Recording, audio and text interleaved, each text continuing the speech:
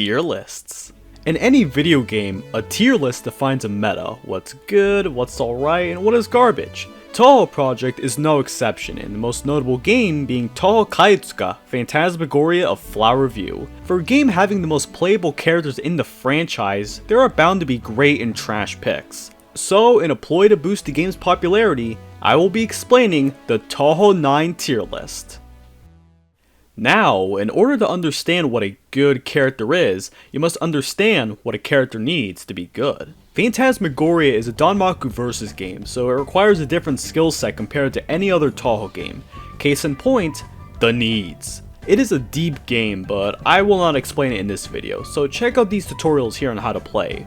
But the TLDR is, the most important goal in the game is to overwhelm the enemy with attacks. Basically, use your level shots, EX, and boss attacks. You want to be in a position to overwhelm the enemy, but what if you're the enemy being overwhelmed? Defensive measures are required to stay alive and even counter the enemy in sticky situations. Since Phantasmagoria is a snowball effect type game, offense is more important, but having no ways to protect yourself is not the best idea. L1, scope charge time, and EX attacks are necessary to survive late game on unfavorable matches. However, another important factor to consider is the skill of players. It is more likely that a pro player with a low tier will beat an amateur with a top tier, so this tier list will be from the perspective of Netplay regulars. I for one am not a Netplay gamer, but I got some good players to assist me, so I am confident that this tier list has a good amount of accuracy to it. Okay, enough with the appetizer chips, let's begin to eat the meat of this video. Get it? First, we are beginning in E tier. This tier has characters that are extremely weak in almost every situation and are likely to never be seen in tournament play outside of memeing. The first and most universally agreed upon low tier is Cirno. Yeah, it turns out she is not actually the strongest. Literally, everything about her is between weak and trash. She is fast and has defensive options via her spell attacks freezing bolts in her place, yeah, but those can work against her. Stop bullets make it easier for a Cirno player to recollect and build her meter up, but it also makes it easier for the enemy to recollect their spell charges too. It doesn't help that the actual spell card is just trash. A good player is able to use the L2 to delete an entire plot of them, not to mention that the bullets in her boss are just too slow to make any impact. Her L1 is just kind of bad. It's a burst of ice in a circle, which sounds alright, but it's not too useful since her scope is too tiny to be of use. Heck, a single spirit is able to tank all of the damage from it, like, how? She sounds like an alright low tier character, all things considered, but the reason she's in the bottom of the list are due to her matchups. Across the game, she has meh matchups all around, but some of them are absolute trash and almost impossible to win against. Case in point, the Prism Rivers and Eiki Shiki. For some unexplicable reason, her freeze bolts just don't work against them. Especially against Eiki, her EX bullets are unfavorable against freeze as normally, the freeze may turn EX bullets into pellets which can be reflected. However, lots of them don't freeze against certain characters for some reason. They work fine against Komachi's coins, but not too well against Yomu's bullets. Against really unfavorable matchups, all Cirno can do is counter them, which just results in more and more random bullets that Cirno cannot counter, eventually resulting in a heavy loss. She can stand a chance against low tiers, and the occasional Cirno vs Cirno match is always a treat to see.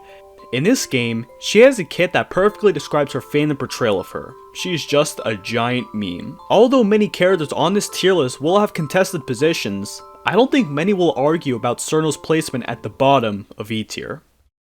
The next trash tier character is the meme rabbit herself, Tewi Inaba. There is literally not much going for her either. Anything you can imagine, her EX attacks, meters, spirits, literally it's all trash. Even her scope, like what the hell is this?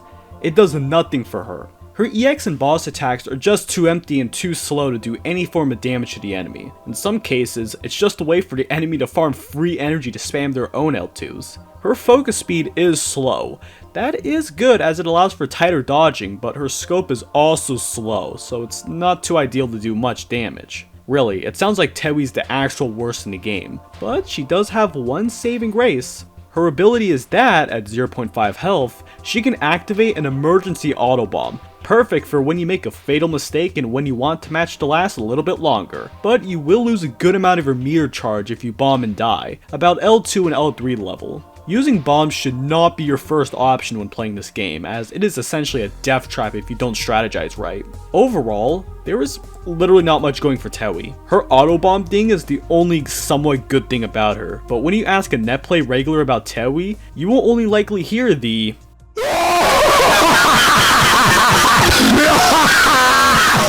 how could Zun disrespect the Lucky Rabbit this hard? Some could argue on if Cerno or Touhou is more useless, and I would say that Touhou is the most useless in the game, but her auto bomb ability is quite literally the only thing setting her apart from last place, like putting sprinkles on dog poop. She is really hard to use at her best, and even though her EX attacks are alright, the rest of her kit is just awful. I'm not even gonna mention those. She barely has any alright matchups against anyone besides Cerno, Mystia, and Aya. Fighting those guys are alright, but anyone else is a free pain train ticket. E tier. Now, we enter D tier. These characters are certainly an improvement over E tier, but they still have massive problems that will get exploited. So, starting off with everyone's favorite Knight Sparrow, Mystia Lorelei. This was the only time she was playable, and it was not a good showing. Her main niche is that she's very fast. Fast charge speed, scope, and an alright charge attack. But that is where the good stuff ends for her. Starting off with her silliest thing, her boss attack. It is ironically very slow. No, seriously, you can make a burrito faster than waiting for those bullets to move off screen. Her other meter attacks are just depressing. They are curvy, but they can easily be countered by attacking the bird that spawns them, or just, you know, moving out of the way. They can be annoying in the early game, but in late game, they will inevitably be destroyed by the onflux of L2 spam. Without the spirits to help her, she's just kind of helpless. Of course, it's not all doom and gloom for Mystia, as she does have two things going for her. Her scope is not that bad. It is strangely in front of the character, but it has a nice utility as her ability is that spirits come naturally toward you, thus allowing you to reflect more bullets and activating EXs. But it does make killing Lily White harder as you have more garbage in a way, so pick your poison, I guess. It's great, but overall, her weaknesses do not make up for her strengths, essentially being alright in 3 places, trash in everything else. Mystia does have potential to be great, but she just blew it. There is a debate on if she really deserves to be in D or E tier, but I am going to put her in D for now. But like a 60% D because your teacher was feeling nice that day. Oh, this one will shock the outsiders. When you hear people talk about the easiest characters to play in this game, 2 come to mind, Medicine Melikani and Aya Shamemaru. Aya is known for being a character that can get 1CCs much easier than the rest of the cast, as her fast attacks are a direct counter to the absolute insane AI of this game. In actual play, Aya is just kinda... oh no. Aya is the fastest character in the game, which can be a detriment as too much speed means you can potentially mess up and hit a rogue bullet. Her speed's learning curve is not the worst thing about her though. Remember how I mentioned how she is great for 1CCs? Well, that is her greatest flaw. Her attacks are fast and aimed, which sounds intimidating, but there is a simple tactic that you can learn to counter them. You know what it's called? Streaming. It's one of the most basic tactics you can learn in any Danmaku game, where you simply move slowly to the left and right. Once learning this, Aya's EX attacks are basically nothing, but they can still cause an impact in the late game due to the plethora of bullets. Aside from her speed, she really does not have anything going for her. She struggles to micrododge, deal any damage, and her defense is non-existent due to her scope. Her players will have a tough time winning matches with her. She does have her boss, which can cause a lot of visual vomit thanks to the butterflies and that weird snipe attack, but that's literally the only thing going for her in comp matches. It's a shame too, as she does get hyped up for being really good against bots, but against people with brains, she's nothing but a summer ant. D tier.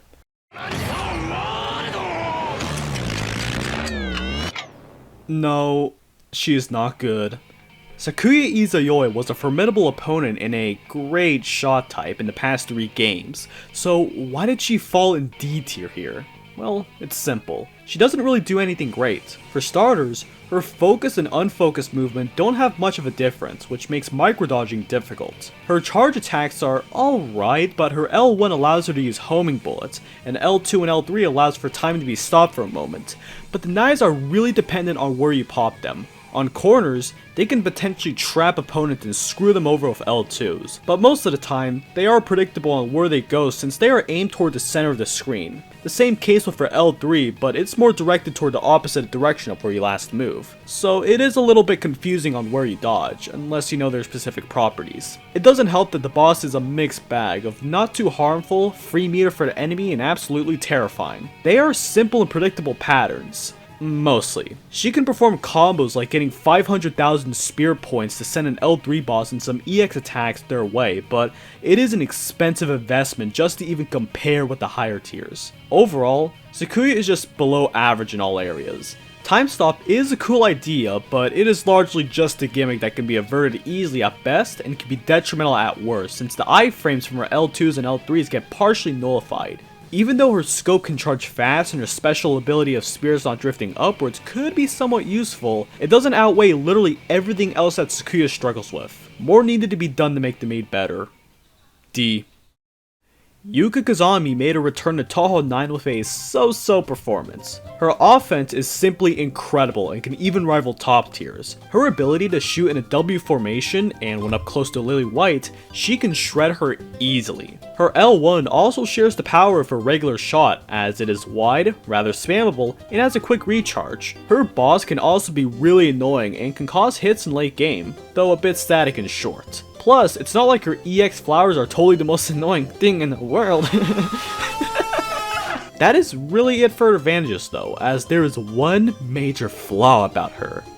Her speed, or lack thereof. Oh, wait. Wasn't I just complaining about how Sakuya and Aya are too fast? Well, first of all, nice observation, but second, being too fast and too slow both are not good things. Sakuya has a problem of macro dodging, basically large side-to-side dodging. It's just as, if not more important than micro dodging, as the speed to evade streaming type attacks is very important against certain opponents, something Yuka struggles with. Heck, if you go into a medicine cloud, you might as well let go with the arrow keys as you are slower than a Minecraft player on Soul Sand. Heck, even her bosses and EX attacks can be countered easily. They are designed to pressure the opponent to go to the bottom of the screen. However, they are a bit slow and does not do its job against experienced players. Her speed is a major weakness that players must abide by. She can't really misdirect bullets nor get to the top of the screen to clean them, so she can be taken advantage of that way by stronger characters. If she had a moderate level of speed, she can be in B, maybe even A tier, but unfortunately,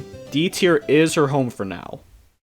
We are now entering mid-tier category with C tier. Beginning here, it is possible to win against high tiers with the necessary skill, though the odds are still against your favor. Beginning with Lunasa Prism River. It's a miracle that she is in C tier because what the hell is that scope? It makes defense a bit awkward due to the thin cross shape and three-way shot. She doesn't really do much because she is the definition of a mid-tier, like Dr. Mario and Melee. Yeah, they can't really do much on their own, but in the right conditions and with a skilled player, a Lunasa could be a bit dangerous to deal with. However, her spell cards are a bit slow and not too much of a hassle to deal with. Her L1 is essentially a weaker version of Yuka's shot, so it's a bit awkward to use. Her best tool is her EX attack. It fires dense music notes across the screen to force the player away from an area, a nice area denial tool. However, her offense is too weak in order to complement the tool. Plus, it also does not help that her bullets of small hitboxes are rather streamable, something that you do not want in a kit. At the end of the day, Lunasa's weaknesses are not that weak, at least in comparison to Cerner or Mystia, so she is barely viable for C tier. Some could argue that she's a D tier, but her EX could be a bit dangerous in late game, and her boss, despite being weak, has one attack that pressures the enemy to release an L2. Thanks to those strengths, Lunasa is a student who barely passed the class with a C-, but hey, a pass is still a pass, I guess.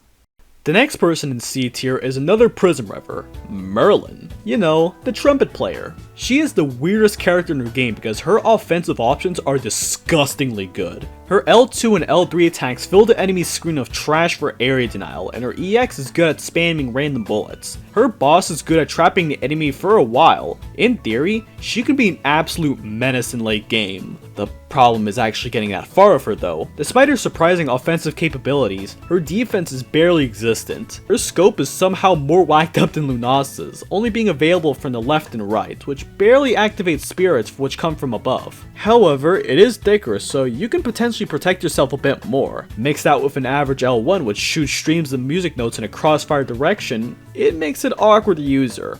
Another one of her problems is how slow it is to charge attacks, being only 3 frames faster than the slowest in the game, Yomu, thus making charging spells in her seemingly good thicker scope generally a pain to use well. Her playstyle is whacked up as, if you want to do anything useful, you must move to the top half of the screen where you are limited by your sideways scope. If played perfectly, she could potentially win major tournaments against top tiers, but her downright stupid playstyle makes it more of a hassle to use than anything else. If you see anyone using a Merlin, they are likely committed to the lifestyle. As the Merlin mains once say, a skilled Merlin could be any Reimu. But unless new techniques come out and make her easier to use, she's going to remain a C tier oddity. The only other bunny in this list makes an appearance here, Raisin Aldogin Inaba. She has the opposite problem compared to Merlin. She has good defense, but trash offense. Just let me explain. Raisin is well equipped to deal with situations where she is getting bombarded with garbage from her opponent thanks to her scope, charge speed, and attack counters. Her L1s work well in high density bullet scenarios.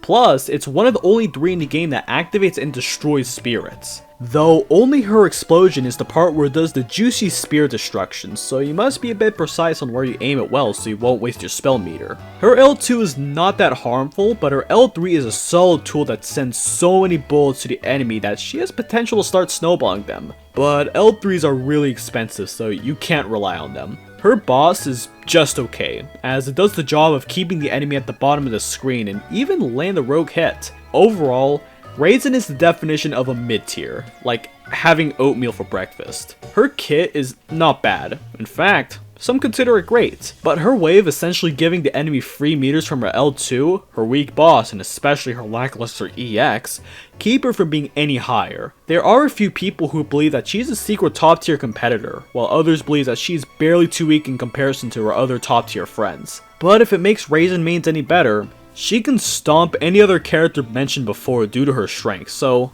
that's a nice win.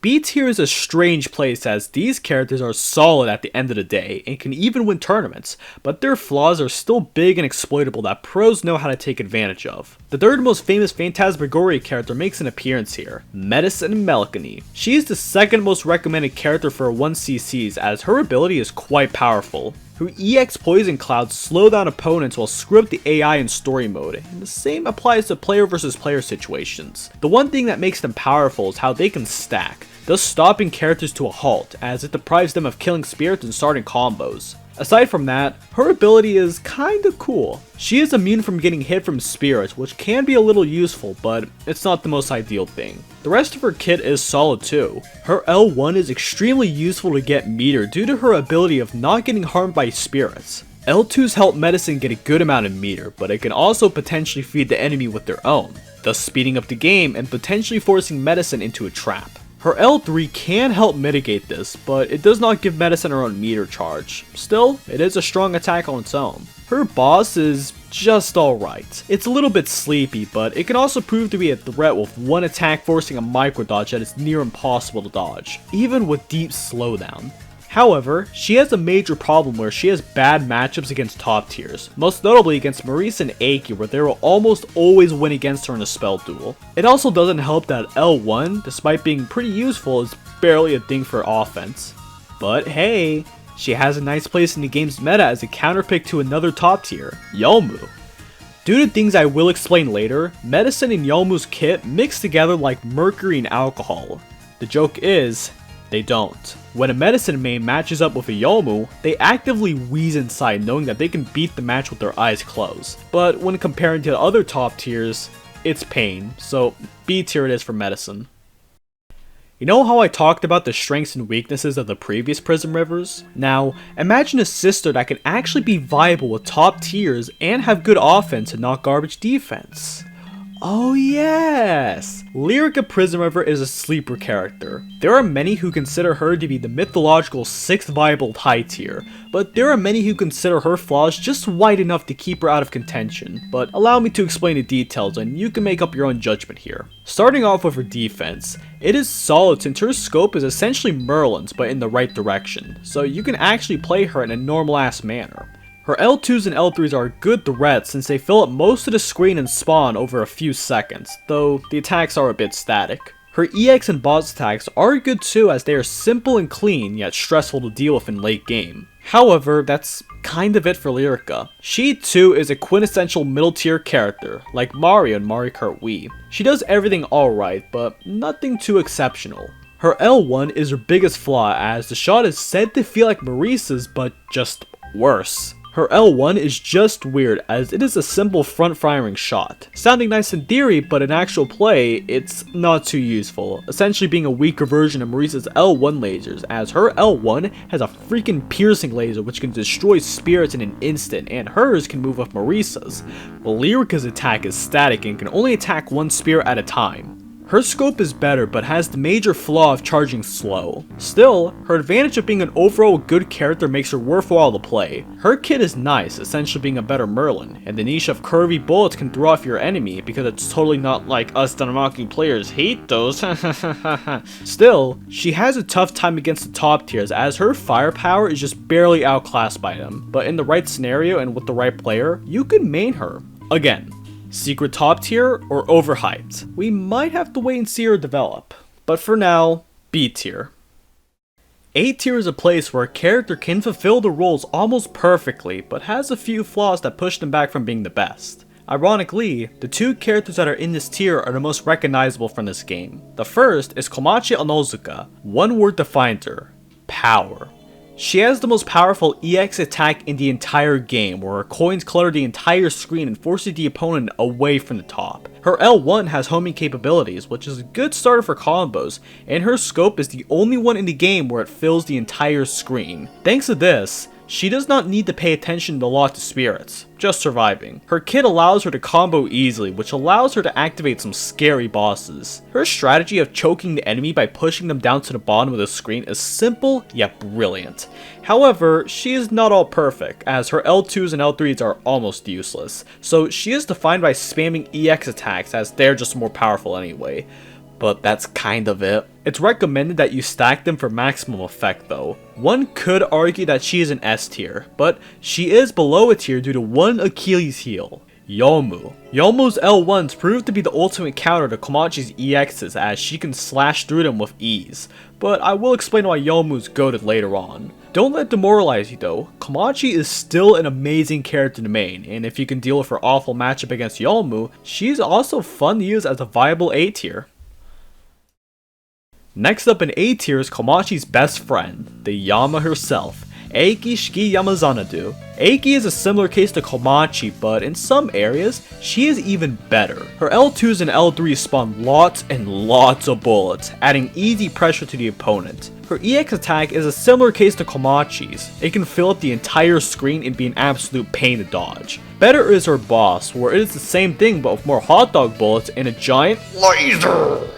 The number of bullets she can spam on the opponent is genuinely incredible, and it's her defining trait. She is infamous for pushing the game really quickly, and once Eiki gets her meter via her EX attacks, she sets the round on fire. Like Komachi, she does have major flaws, most notably being her L2s and L3s as they are not as strong as Eiki's boss. They can be easy meter build-up for the enemies since pellets and fairies make a good couple for them. Despite the hot dog bullets not being as intimidating as they look due to their hitboxes being smaller than imagined, Eiki is still an amazing character to use despite her flaws. Meter feeding is not exactly a thing you want, but you should sleep soundly knowing that the EX based meta might be a good trade-off, especially in late game as her storm of bullets is simply nothing but exceptional to look at as a spectator, and more so as the player knowing that it's only a matter of time before her victory on the screen arrives. Finally, we arrive at S tier, the best of the best. You will see all these characters in every single tournament you play at some point. there is contention on who is the actual number 1 because all of these characters are just so good. So I think it's best to assume that, if played against players of equal skill level, it all comes down to who makes less mistakes rather than who has the better character. To begin, I think it's only fair to give a bit of love to our favorite Shrine Maiden, Reimu Hakure. Like the previous two, Eiki and Komachi have their metas based on EX spam. Reimu is a similar case but via her L2. Because of how long it takes to spawn and how it's completely controlled by spells and how a good area denial tool it is, her L2 is incredibly useful and versatile. I cannot underestimate how broken it truly is. The same case is with her boss, as there are a lot of annoying homing bullets that force you to stream. Mix that with her EX Yin Yang orbs and she can prove to be a terrifying threat. But the rest of her kit is just alright. Her scope is a simple circle, not bad. Like in the rest of the Touhou games, she has a smaller hitbox, but in a game of Snap Judgment and L2 spam, you won't really see the smaller hitbox be useful often. The worst part of her is her L1. Of course, Reimu has a homing attack, but it's almost useless? What? It fires 4 raviolis at a random target, but they are a bit slow and not recommended to use often. You can get more use out of using the invincibility frames and relying on her attack surprisingly. Some say that, without her L2, she would be in C or B tier, but that just proves how great her meta is. If you get in the wrong place at the wrong time, you are forced to use an L2 to save yourself in such a situation. Overall, she has gained the reputation for being that character, where she is somehow a top tier by freak accident. She is able to obliterate lower tiers, especially in high latency matches, but the next two characters can equally match and even surpass Reimu with their own insane and consistent kits.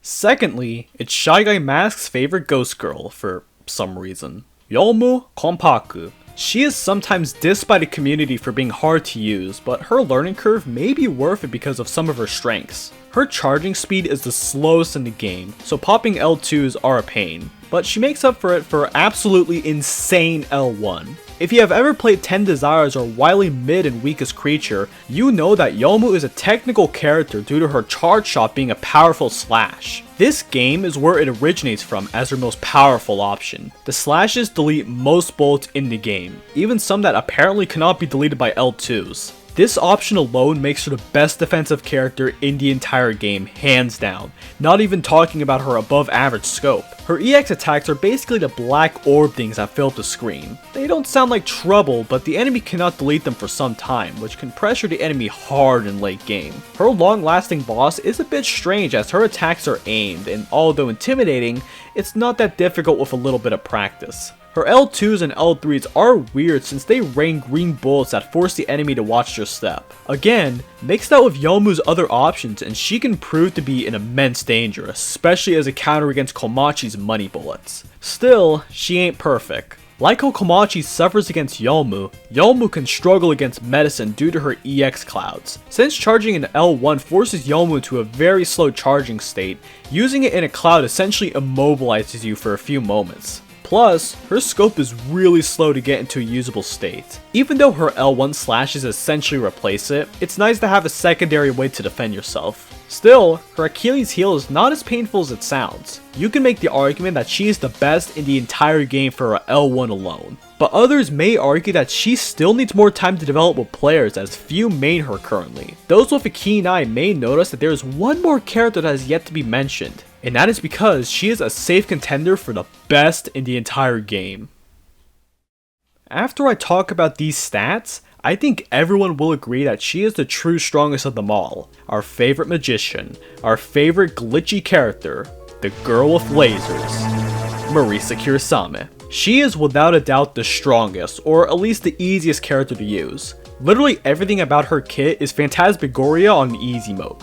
Where do we even start? Like, her scope looks like a Master Spark. That looks cool and all, but it's powerful as it activates spirits upon entering the purple zone. Her L1 is insane. It's literally a spammable high damage piercing laser that shreds Lily White and immediately kills spirits too. Also, it's a freaking laser. How can you not like that? Mixed with her perfect speed, she can fly across the screen during the time to activate and kill more spirits. And of course, you can't forget those L1 invincibility frames. Ooh.